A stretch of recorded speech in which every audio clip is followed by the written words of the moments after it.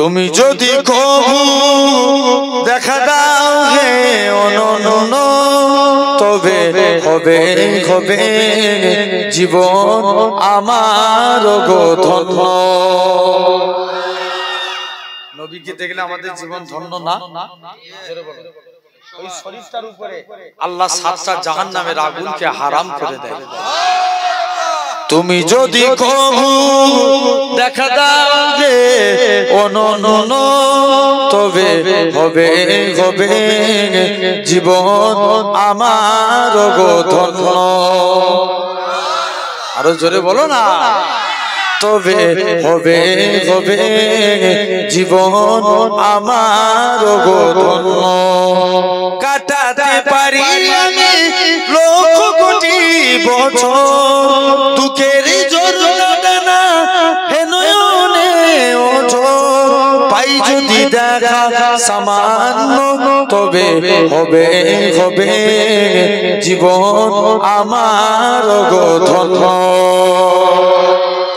তবে হবে হবে জীবন আমার গো ধন্য। অনন্ত কাল আমি থাকিতে পারি বসে যদি বলো দেখা দেবে স্বপ্নে কবু এসে। হোক না সে মরু অরণ্য তবে হবে হবে জীবন আমার গো ধন্য। আরো জোরে বলো না। তবে হবে হবে জীবন আমার গো ধন্য। আল্লাহ খাতায় কিছু প্রশ্ন লিখে নিয়ে গেছে। কি লিখে নিয়ে গেছে? প্রশ্ন বলছে মুজাদ্দিদুজ্জামান দাদা হুজুরকে ধরবো, যদি এই 4টে প্রশ্নের উত্তর দিতে পারে তবে আল্লাহর ওলি বলে মানবো। এখন বসিরাটে হুজুর লিখে পকেটে ঢুকিয়ে রেখেছে, কেউ জানে আমার পকেটে কি আছে না আছে? আপনারা জানবেন? জানবেন না। এখন পকেটে করে নিয়ে গেছে দাদা হুজুর কেবলা সবাইকে নিয়ে বসিয়ে ওয়াজ নসিহত করছে। ওয়াজ নসিহত করতে করতে দাদা হুজুর কেবলা বলছে, বাবা কেউ যদি এরকম প্রশ্ন করে তার উত্তরটা এরকম হবে। যেটা বললেন না, কেউ যদি এই প্রশ্ন করে তার উত্তর এই হবে। এভাবে 4টে প্রশ্নের উত্তর দিয়ে দিলেন। বসিরাটে আল্লামা হুজুর বলছে, হাত বাড়িয়ে দেন, আজকের দিনে আমি আপনার হাতে বায়াত হয়ে গেলাম। তো বড় পীর সাহেবের জামানাতেও একজন বলছে, দাঁড়া আগে যে দেখবো হুজুর আমল কেমন করে। এসে দেখে বড় পীর আপনার জামাতের সঙ্গে ফরজ নামাজ পড়ে।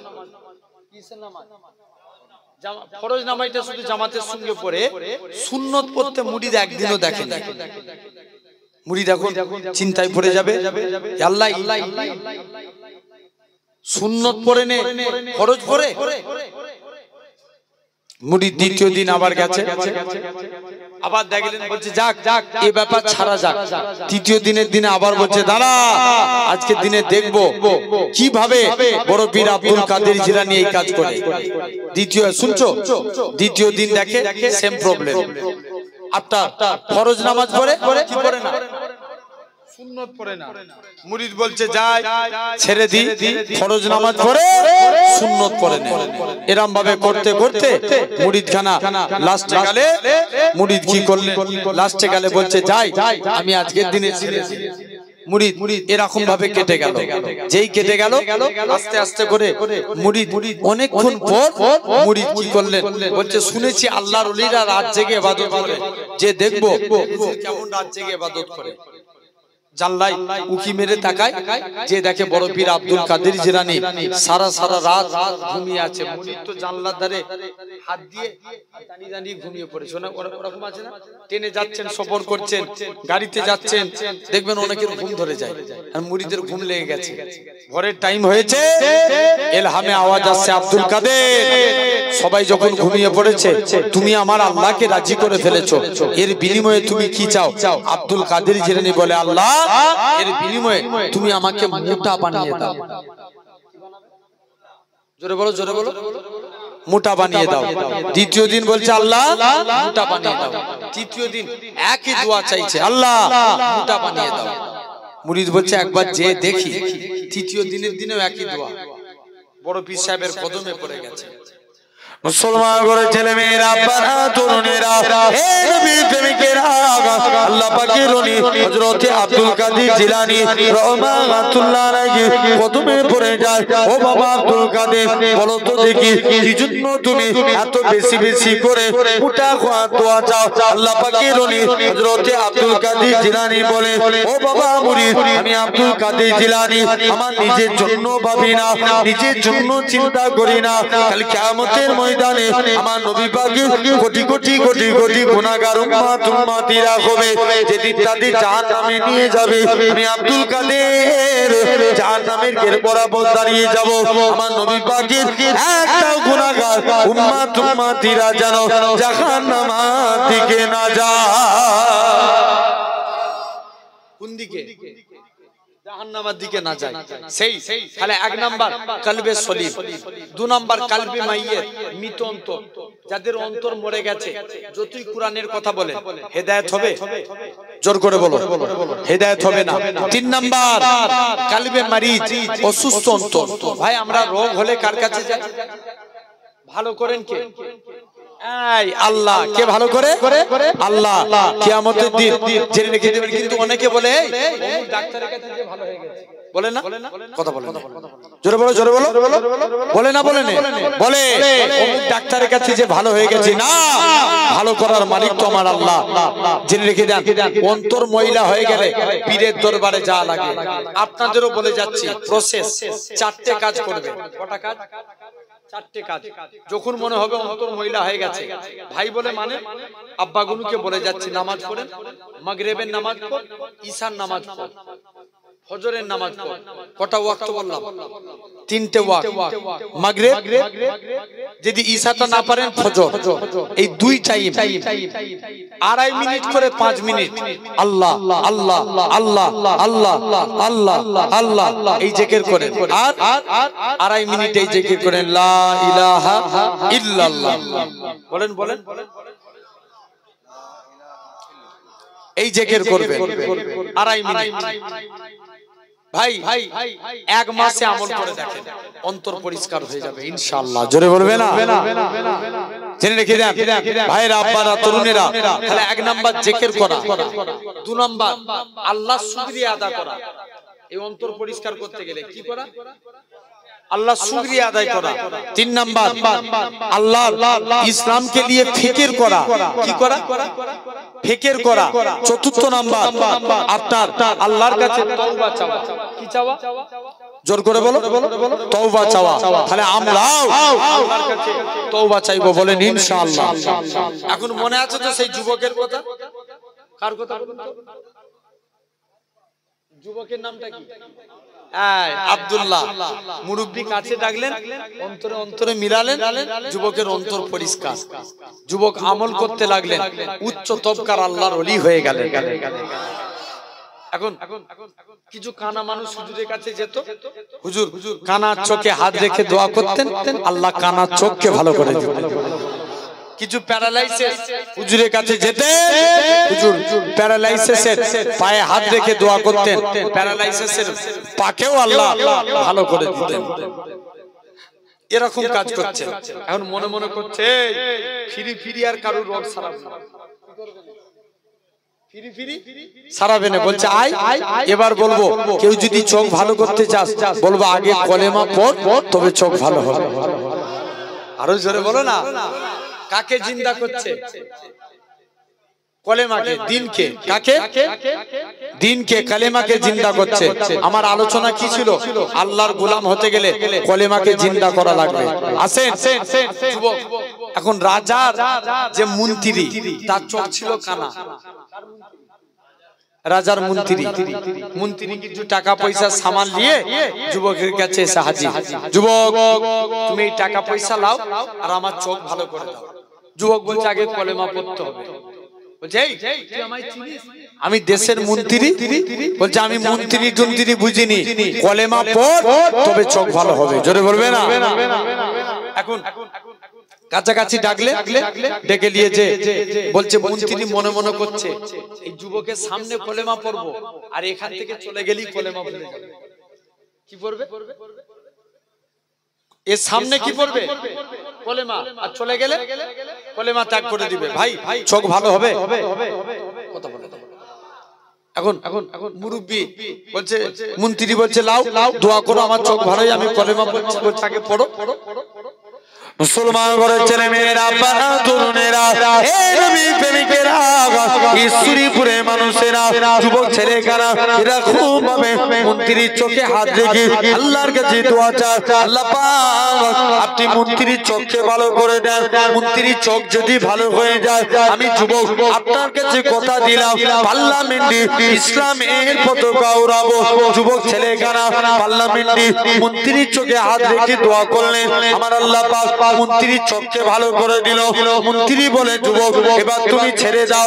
যুবক বলে, না না না না, এটা মানা যাবে না। মন্ত্রীটাকে যুবক কাছে ডাকলেন, অন্তরে অন্তরে মিলিয়ে দিলেন। মন্ত্রী বলে, যুবক ছেড়ে দাও, ছেড়ে দাও, আমি আমার কলবের চোখ থেকে আল্লাহর আরশে আজিম দেখতে পাই। আরো জোরে বলে, রাজার কাছে চলে গেছে, মন্ত্রীর চোখ ভালো হয়ে গেছে। রাজা বলছে, এই মন্ত্রী তোর চোখকে ভালো করেছে? মন্ত্রী বলছে, রাজা আমার চোখ আমার আল্লাহ ভালো করেছে। কে ভালো করেছে? বলছে আমি তোদের আল্লাহ, তুই বলছিস ভালো করেছে আল্লাহ? বলছে, কে বললো? তোমার মুখটাই কেমন বেঁকা পারা, মোটেও তোমাকে আল্লাহ বলে মানি। যাও বলছে, দাঁড়া, আমি একটা যুবককে জাদু শিখতে পাঠিয়েছি, সে তোদের ব্যবস্থা করছে। বলছে, যাও না, তুমি যে যুবককে জাদু শিখতে পাঠিয়েছো আমি তার কাছ থেকে কলেমা শিখে এসেছি। যুবক আব্দুল্লাহ কাছাকাছি চলে এলেন। যুবক রাজাকে এসে বলছে, রাজা তোমাকেও কলেমা পড়তে হবে। রাজা বলছে, হেই তোকে এত টাকা খরচা করে জাদু শিখিয়েছি আর তুই কলেমার দাওয়াত দিচ্ছিস? দাঁড়া, তোর ব্যবস্থা করছি। 70 জন সৈন্য ফিট করলে যুবককে পর্বতের, যাও একে পর্বত থেকে ফেলে মেরে দিবে। মুসলমান ঘরের ছেলে মেয়েরা, বাবা তরুণেরা, যুবক আব্দুল্লাহকে পর্বতে চূড়ায় নিয়ে চলে গেলেন। যুবক আব্দুল্লাহ আল্লাহর কাছে ফরিয়াদ করে, আল্লাহ পাক আজকের দিনে যদি আমি এখান থেকে পড়ে যাই, আল্লাহ আমি তো শেষ হয়ে যাব, আল্লাহ তুমি আমায় হেফাজত করো। যুবক আব্দুল্লাহকে আমার আল্লাহ ডাক দিয়ে বলে, এ যুবক, আমার আল্লাহ ফারিস্তাদের ডাক দিলেন, ও আমার ফারিস্তারা চলে যাও, চলে যাও, আমার আব্দুল্লাহকে আস্তে আস্তে করে জমিনায় নামিয়ে দাও। হযরতে আব্দুল্লাহ জমিনায় পড়ে গেলে যুবক এরকম ভাবে 70 জন সৈন্যরা পাহাড় থেকে পড়ে মারা গেল। যুবক রাজার কাছে গেলে রাজা বলে, যুবক কে তোমায় বাঁচিয়েছে? আমাকে আমার আল্লাহ বাঁচিয়েছে। যুবক বলে, না না না না, তোমার ব্যবস্থা করি। যুবকটাকে আবারও 70 জন সৈন্য দিলে যুবকটাকে মাঝ সমুদ্রে ছেড়ে দিয়ে চলে আসবে। আমার আল্লাহ দরিয়ার পারে কে হুকুম করে, এ দরিয়ার পানি রে, তুমি আমার যুবককে সহি সালামতে আড়াই তুলে দাও। যুবক ছেলে কানা আড়াই উঠে গেল। রাজা বলে, কে বাঁচিয়েছে? আমাকে আমার আল্লাহ বাঁচিয়েছে। কি করলে তোমার ব্যবস্থা করা যায়? বলে, আগে তুমি এলাকায় একটা সমাবেশ তৈরি করো। সমাবেশ তৈরি করলো আমার দেশের মানুষেরা, যুবক মুরব্বীরা সবাই ওই সমাবেশে হাজির হলো। যুবক বলে, এই আমিনের মানুষেরা, তোমরা আমার আল্লাহকে আল্লাহ বলে মেনে নাও, পরকালে নাজাত পেয়ে যাবে, জাহান্নাম থেকে রেহাই পেয়ে যাবে। একসঙ্গে হাজার হাজার যুবক আব্দুল্লাহর কাছে হাত দিয়ে ঈমানের কালেমা পড়ে মুসলমান হয়ে গেলে। কি হলে? জোরে বলো, জোরে বলো, মুসলমান হয়ে গেল। তাহলে 2 নাম্বার, আল্লাহর গোলাম হতে গেলে কলেমাকে জিন্দা করব, বলো ইনশাআল্লাহ। 3 নাম্বার, ভাই আল্লাহর গোলাম হতে গেলে অহংকার করা যাবে? জোর করে বলো ভাই। আপনারা জানেন, তারপরেও একটা ছোট্ট আলোচনা, অহংকারের পরিণতি কি হতে পারে দেখেন। নবী সুলাইমান ছিলেন, কি নাম বললাম? সুলাইমান আলাইহিস সালাম। তিনি কোন নবী? ওনার আব্বার নাম কি জানা আছে? আরে হ্যাঁ না, সেটা বলবে তো না। ওনার আব্বার নাম দাউদ আলাইহিস সালাম। কি নাম বললাম? দাউদ আলাইহিস সালাম। বাপ ইন্তেকাল হয়েছে, বেটা অর্থাৎ সুলাইমান সিংহাসনে বসেছে। সুলাইমান নবী সিংহাসনে বসি এলাকার মানুষদের বলছে, এলাকার মানুষেরা, আমি সুলাইমান নবী বিয়ে করতে চাই। শুনছো তো? বিয়ে করতে চাই, আমার জন্য মেয়ে দেখো। হুজুর বিয়ে তো করবে, মেয়ের মধ্যে কটা গুণ চাই? বলছে 4টে গুণ। কটা গুণ? 4টে। মেয়েকে আমানতদার হওয়া লাগবে, দিনদার হওয়া লাগবে, পর্দা নসিনা হওয়া লাগবে, সৌন্দর্য হওয়া লাগবে। টোটাল কটা হলো? 4টা। সুলাইমান নবী বললেন ঠিক আছে যাও, চলে যাও। শুনছো তো? এখন সুলাইমান নবী এই 4টে গুণ বলে দিলেন। ভাই আমরাও নারীদেরকে বিয়ে করব, কটা গুণ? 4টে গুণ। 1 নাম্বার সৌন্দর্য, 2 নাম্বার বংশমর্যাদা, 3 নাম্বার ধন সম্পত্তি, 4র্থ নাম্বার তার দিনের দিকটা দেখবো। দিনের দিক। নারী যদি দিনদার হয় তার সংসার ডেভেলপ হয়ে যাবে। জোরে বলে, একটু চিল্লে বলো। আসেন এখন সুলাইমান নবী কটা গুণের কারণে বলেছে? জোরে বলো। 4টে গুণ। সবাই মেয়ে দেখতে খুঁজছে। এখন সব পাড়ায় এলাকায় ঘোষণা হয়ে গেছে। এক জেলে রাস্তা দিয়ে মাছ ধরে হেঁটে হেঁটে যাচ্ছে, বাজারের কাছ দিয়ে যাচ্ছেন, যেতে যেতে এখন জেলে শুনতে পেয়েছে, বলছে যাই আজকের দিনে আমি আমার বাড়িতে যাই, আমার মেয়ের সঙ্গে যদি সুলাইমানের বিয়ে দিই কেমন হবে? নিজের স্ত্রীকে যে বলছে, স্ত্রী বলো দেখিনি আমার মেয়ের সঙ্গে যদি সুলাইমানের বিয়ে দিই কেমন হবে? স্ত্রী বলছে স্বামী এ তো আমাদের খোশনসিব, তবে আজকের দিনে জানিয়ে দিলাম সুলাইমান তো অনেক বড় লোক, সে আমাদের ঘরে বিয়ে করবে? বলছে না এইসব শোনা যাবে না। বলছে সুলাইমান তো অনেক আমাদের থেকে অনেক বড় লোক, সুলাইমান আমাদের ঘরে বিয়ে করবে? তবে যান নিজের কাজ নিজে করবে যান। এখন মহিলা খানা নিজের কাজ নিজে করতে যায়। শুনছো তো? এরকম ভাবে এখন মেয়ের মাথা আজরাচ্ছিলেন। কি আজরাচ্ছিলেন? কি দিয়ে? চিরুনি দিয়ে, কাগজ দিয়ে মাথা আজরাচ্ছে।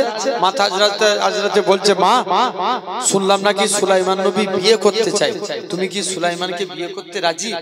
মেয়ে তখন বলে মা আমি সুলাইমানকে দুনিয়ার স্বার্থে নয়, আল্লাহ জান্নাতের আশায় বিয়ে করতে চাই। কিসের আশায়? জান্নাতের আশায়। বলছে তবে মা তুই এই নিয়ত করিস নি, সুলাইমান অনেক বড় লোক আর আমরা গরিব, সে আমাদের ঘরে বিয়ে করবে? তার থেকে ভালো নিজের কাজ নিজে করবি যা।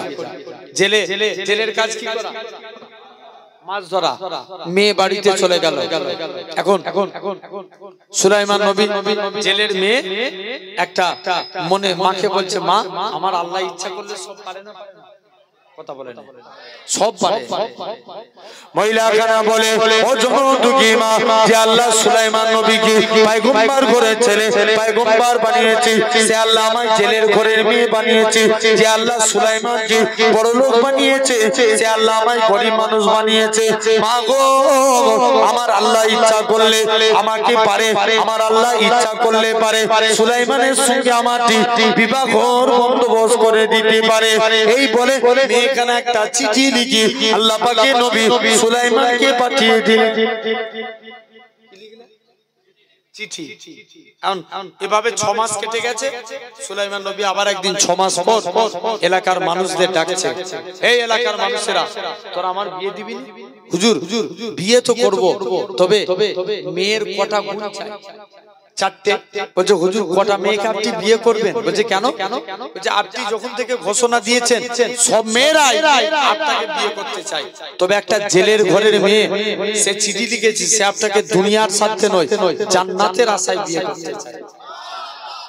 সুলাইমান নবী বলছে যা চলে যা। ওই চিঠিটা দেখি। চিঠিটা দেখলেন, দেখে বলছে সামান্য জেলের ঘরের মেয়ে হয়ে আমি সুলাইমানকে বিয়ে করবে? কি করলো এখানে? আমার আলোচনা কি ছিল? আল্লাহর গোলাম হতে গেলে অহংকার করা যাবে না। কারণ সুলাইমান বলছে সামান্য এই চিঠি লিখেছে, এই জেলের ঘরের মেয়ে আমার বউ হবে? সুলাইমান নবী ফেলে দিলেন। সুলাইমান নবীকে আল্লাহ একটা মুজিজা দিয়েছিলেন, হাতের আংটি। কি দিয়েছিলেন? আংটি। মুসা নবীর মুজিজা ছিল কি? লাঠি।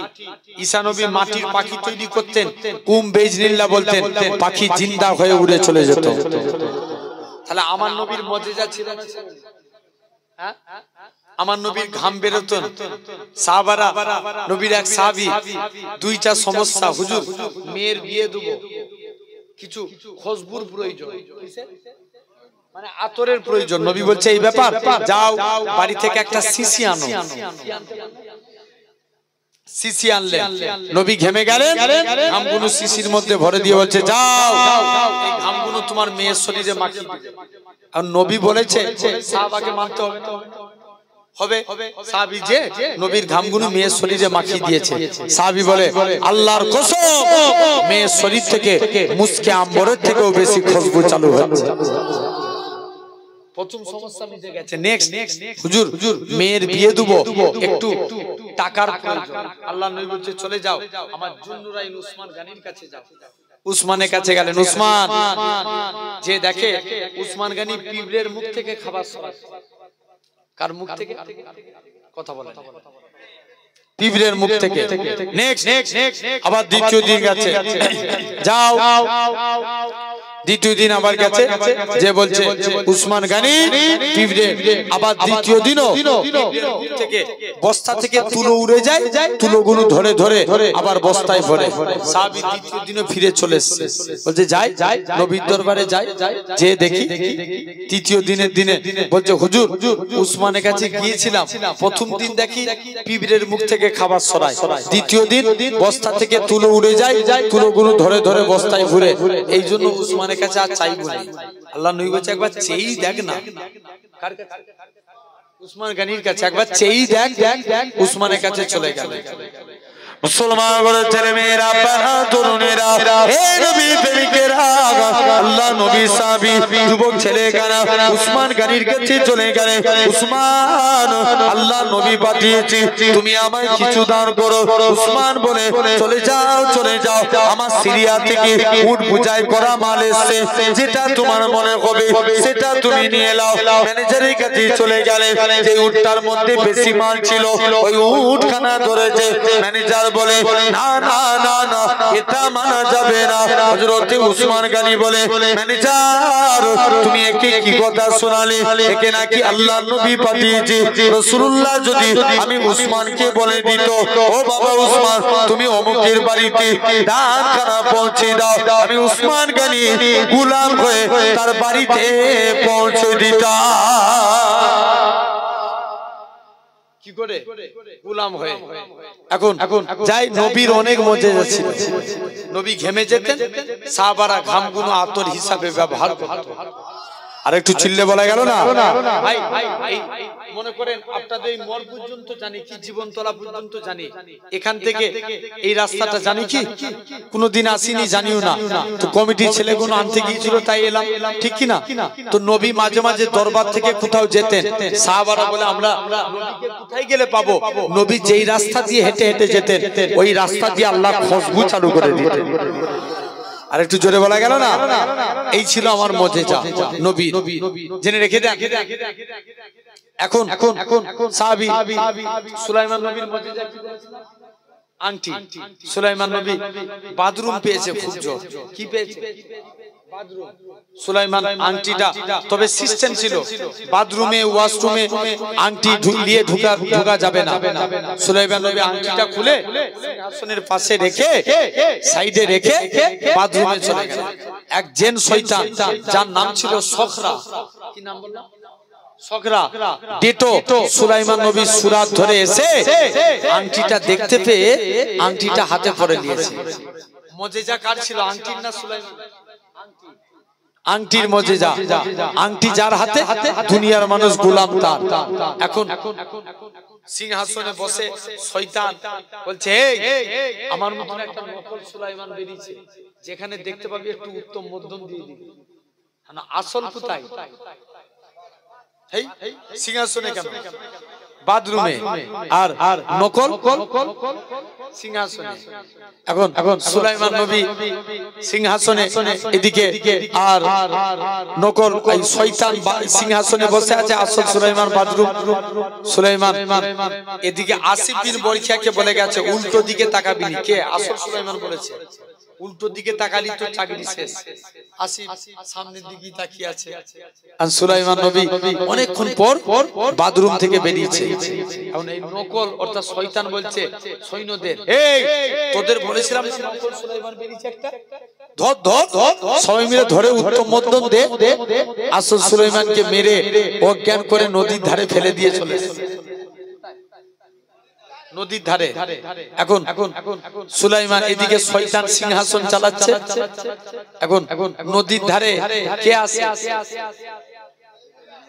জেলে কি করতে? মাছ ধরতে। নদীর ধারে জেলে মাছ ধরতে এসছে, এসে দেখে একটা যুবক নদীর ধারে পড়ে আছে। জেলের মনে মায়া চলে আসলো। মুসলমান করে ছেলে মেয়েরা, বাবা তরুণেরা, হে নবী প্রেমিকেরা, জেলের মনে মায়া চলে আসলো। জেলেখানা নদী থেকে একটুখানি হাতে করে পানি তুলে নিয়ে সুলাইমান নবীর মাথায় দিলেন। সুলাইমান নবীর হুঁশ ফিরে গেল। জেলেখানা বলে, ও বাবা যুবক, বলো তো দেখি তোমার পরিচয় দাও। সুলাইমান নবী বলে, আমি আসলে আমি হলাম এরকম ভাবে। সুলাইমান নবী বলে, আমি যদি আবার আসল পরিচয় দিই আবারও তো মার খাবো। বাবা আমার মাথায় চোট হয়েছে, আমি বেশি বকতে পারি না। তুমি আমায় হিকমত করলে তুমি কি আমাকে তোমার বাড়িতে নিয়ে যাবে? ও যুবকেরা, জেলের মনে মায়া চলে আসলো। জেলেখানা আল্লাহ পাকের নবী সুলাইমান নবীকে নিজের বাড়িতে নিয়ে গেলেন। নিজের বাড়িতে যে জেলেখানা সুলাইমান নবীকে এক সপ্তাহ রাখলেন। সুলাইমান নবী সুস্থ হয়ে গেল। জেলে যখনই সুলাইমান নবী জেলের বাড়িতে গেলেন, জেলে প্রতিদিন জাল ফেলে, যা মাছ পায় সুলাইমান নবী যাওয়ার পর করতে জেলে জালে ডবল ডবল মাছ করতে লাগে।